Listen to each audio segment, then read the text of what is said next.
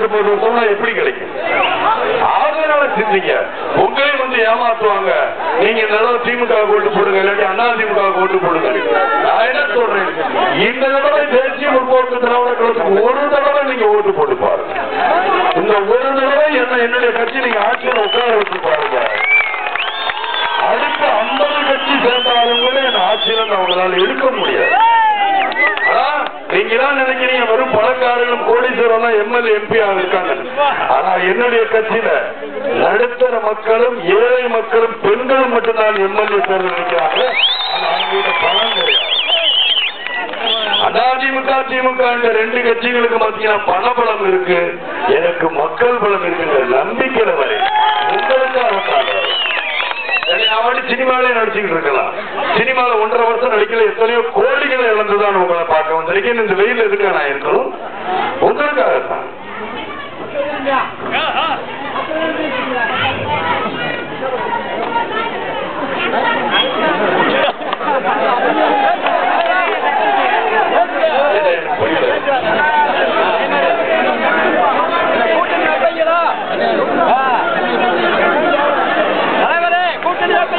கரிமேட்டி நிர்வாகம் படத்திலையா?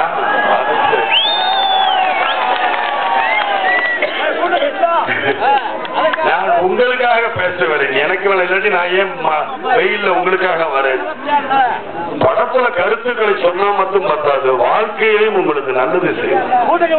நான் வர வேண்டிய தேவை யாரு கூடயாவது நான் கூட்டணி வச்சுக்கலாம், யாருக்கையாவது எம்எல்ஏ வைக்கலாம், எம்பி வைக்கலாம், நான் இன்னைக்கு வரைக்கும் நான் எந்த கட்சி கூடயும் கூட்டணி கிடையாது. அண்ணா திமுக திமுக கூட 2 கட்சி கூடயும்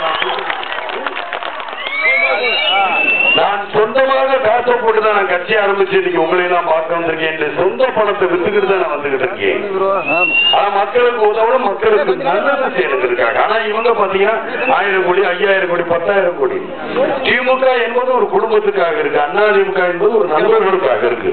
உங்களுக்காக யார் இருக்கா? நல்லா யோசிப்பாங்க. நீங்க சொல்றத நினைச்சு எனக்கு சந்தோஷம். நிச்சயமாக நான் இருக்கேன் உங்களுக்கு, அதுல எந்த மாற்று கருத்து இல்லை. அதைத்தான் சொல்ல என்ன ஒரு தடவை உட்கார வச்சு பாருங்க, உங்களுக்கு எந்த அளவுக்கு நான் நன்மை பண்றேன்.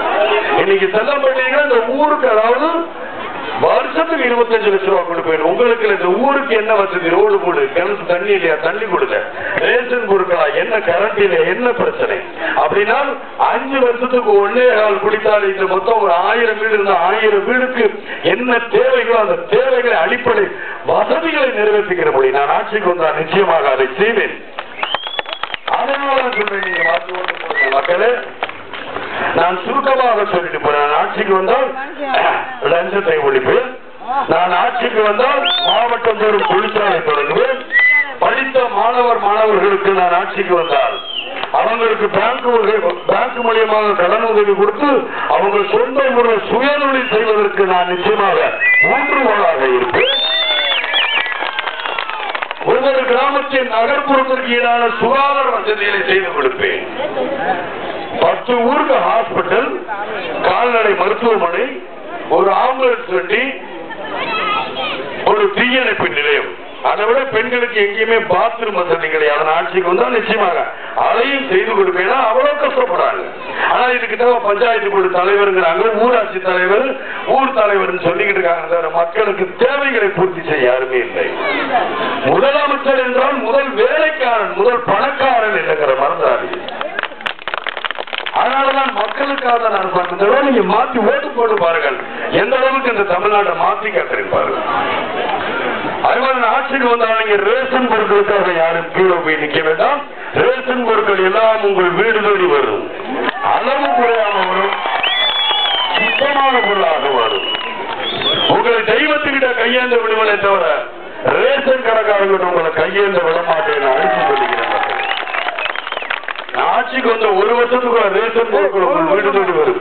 அப்படி உங்களுக்கு வீடு தேடி வரும்போது எத்தனையோ படிக்காத பெண்களுக்கும் ஆண்களுக்கும் வேலை வாய்ப்பு அதிகமாக கிடைக்கும். அதை மறந்துடாது.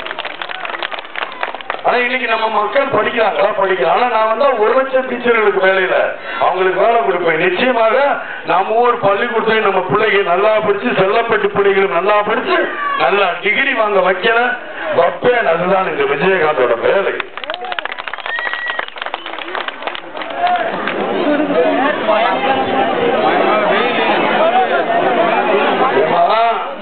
இவங்க ஓட்டு வாங்குறதுக்கு தான் இலவச வேட்டி சேலையை கொடுக்குறாங்க.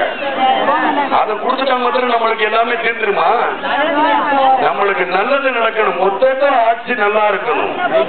அதை நினைங்க. சீலை கொடுக்கணும், நீங்க தானே ஓட்டு போட்டீங்க, அதனால உங்களுக்கு சீலை கொடுக்க மாட்டீங்க.